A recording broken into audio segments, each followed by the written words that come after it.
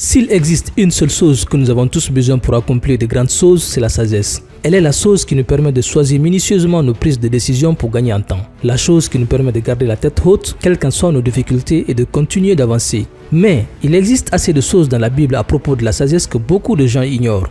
En quoi consiste la sagesse? Comment trouver l'équilibre entre être sage dans nos prises de décision et marcher selon le Saint-Esprit? Que faire lorsqu'on manque de sagesse? Et quel régime devons-nous tous adopter pour continuer de croître continuellement dans le domaine de la sagesse divine? Toutes ces questions et voire plus seront répondues dans cette vidéo et cela va vous éblouir. Alors gardez la ligne pour découvrir 4 choses à propos de la sagesse divine que beaucoup de gens ne savent pas.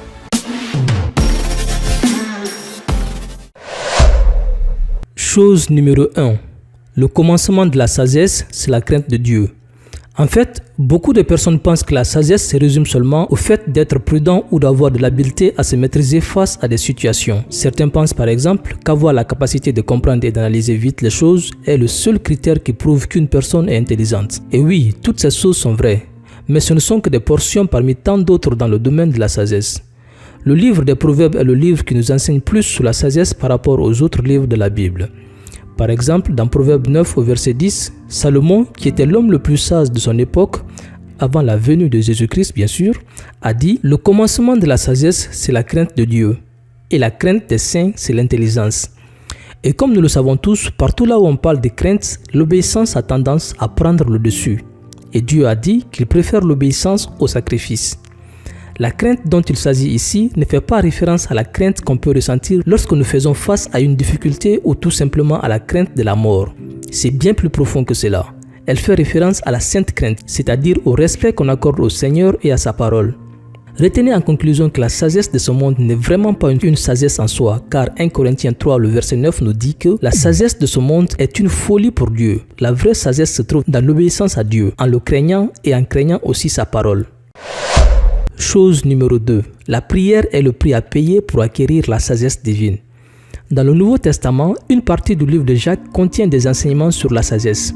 Jacques avait compris la valeur de la sagesse et a expliqué ceci en disant « Si quelqu'un de vous manque de sagesse, qu'il la demande à Dieu, qui donne à tous simplement et sans reproche. » Quand Salomon est devenu le roi d'Israël, il pouvait demander assez de choses à Dieu.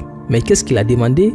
Salomon a demandé la sagesse en disant « Accorde à ton serviteur un cœur intelligent pour juger ton peuple, pour discerner le bien du mal, car qui pourrait juger ton peuple, ce peuple si nombreux? » Et voici comment Dieu a répondu à cette prière.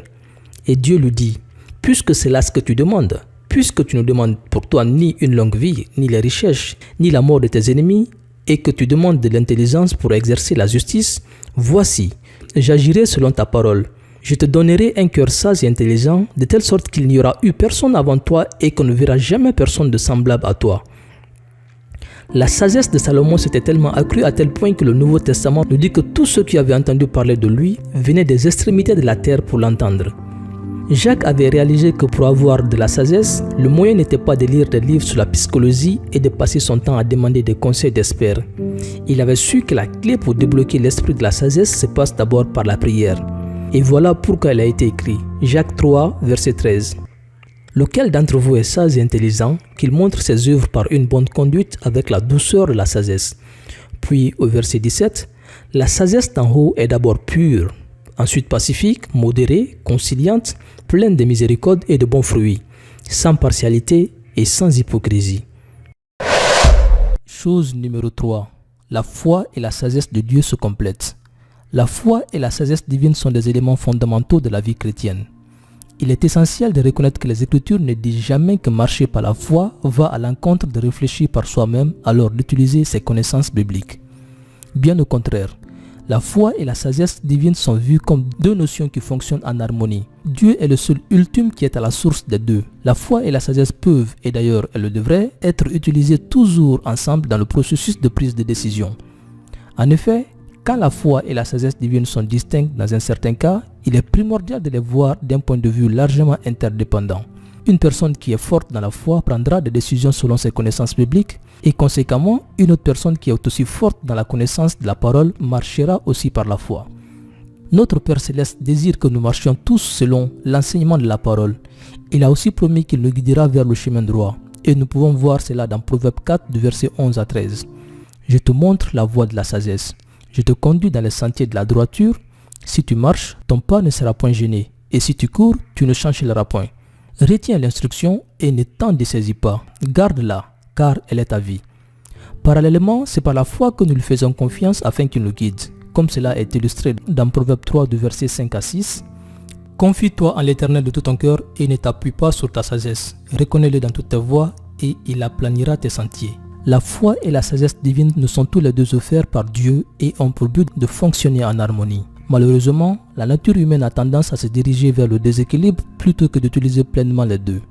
Dieu est pour ces deux éléments et il les a recommandés dans la première épître aux Corinthiens où Paul met en défi les gens pour éviter de se baser trop sur la connaissance humaine ou les signes surnaturels. Les Juifs demandent des miracles et les Grecs cherchent la sagesse. Nous pressons Christ crucifié, scandale pour les Juifs et folie pour les païens. En plus, il rajoute « Mais puissance de Dieu et sagesse de Dieu pour ceux qui sont appelés, tant Juifs que Grecs, car la folie de Dieu est plus sage que les hommes et la faiblesse de Dieu est plus forte que les hommes. »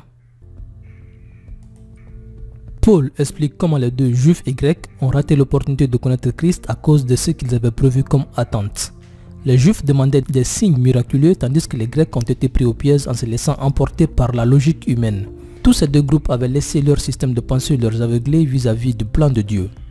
Comme quoi, nous aussi ne devons pas laisser Dieu ou croire que nous pouvons contrôler la façon dont il pourrait nous diriger.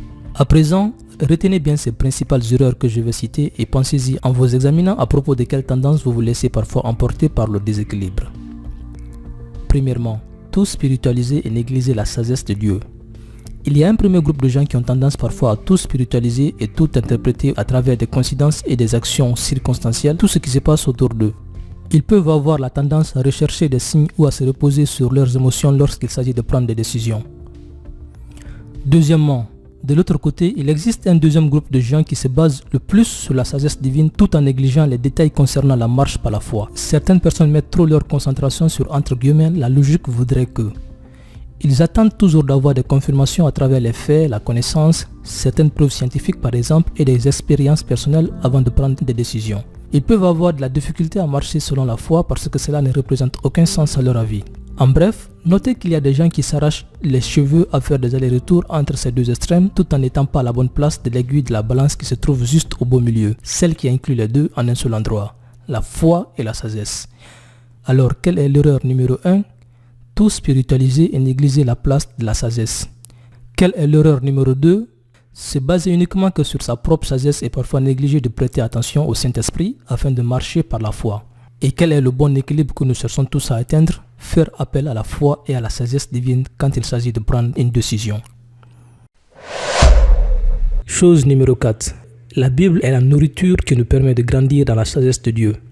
De la même manière que le corps humain a besoin de nourriture pour s'entretenir et se développer, c'est de la même manière que le croyant a besoin de la nourriture spirituelle pour maintenir et développer sa vie divine. Alors vous vous demandez peut-être, mais c'est quoi la nourriture pour notre vie spirituelle ? Bien, Dieu nous a donné sa parole pour qu'elle soit notre nourriture spirituelle. Alors, bien au-delà seulement d'étudier la Bible, nous avons besoin de la manger. Il n'y a rien de plus important pour une vie chrétienne que d'être nourri par la parole de Dieu. Lire la Bible du point de vue d'une simple connaissance théorique ne peut pas nous aider à satisfaire notre soif spirituelle. L'intérêt primordial de Dieu pour nous est que nous puissions grandir continuellement en consommant sa parole au quotidien. Mais comment pouvons-nous savoir que la Bible nous a été donnée pour que ce soit notre nourriture ? D'accord ? Voici quelques indices. 1 Pierre 2, verset 2. Désirez, comme des enfants nouveau-nés, le lait spirituel et pur, afin que par lui vous croissiez pour le salut. Encore dans 1 Timothée 4, verset 6. En exposant ces choses aux frères, tu seras un bon ministre de Jésus-Christ, nourri des paroles de la foi et de la bonne doctrine que tu as exactement suivie. Retenez bien que dans ces passages, la signification des mots le lait spirituel et nourri des paroles de foi ne font pas référence à l'action d'étudier mais de consommer. Il nous montre ici la volonté de Dieu pour que sa parole soit notre nourriture. Nous pouvons également savoir que la Bible est notre nourriture à travers les témoignages des personnages de la Bible. Dans l'Ancien Testament par exemple, le prophète Jérémie a dit « J'ai recueilli tes paroles et je les ai dévorées. Tes paroles ont fait la joie et l'allégresse dans mon cœur, car ton nom est invoqué sur moi, Éternel, Dieu des armées. » Aussi dans le Nouveau Testament, l'apôtre Jean a témoigné dans Apocalypse 10 qu'il a mangé la parole de Dieu. Aussi par la parole du Seigneur Jésus lui-même, dans Matthieu 4, lorsqu'il a été tenté par le diable, au verset 4, Jésus a dit « Il est écrit, que l'homme ne vivra pas seulement de pain, mais de toute parole que Dieu prononce.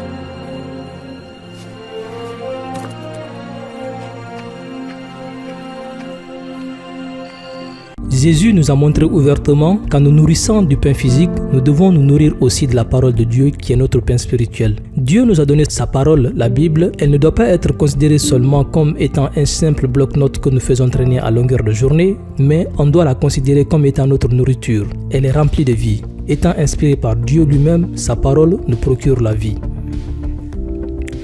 Merci d'avoir regardé cette vidéo jusqu'au bout. Je désire que vous vous abonnez en le faisant. Cliquez sur la cloche de notification afin de recevoir une notification lorsqu'une nouvelle vidéo sera postée. Et si vous avez de nouvelles idées de vidéos à proposer, vous pouvez m'envoyer un message à l'adresse email konomof@gmail.com. Que Dieu vous bénisse et on se donne rendez-vous dans la prochaine vidéo.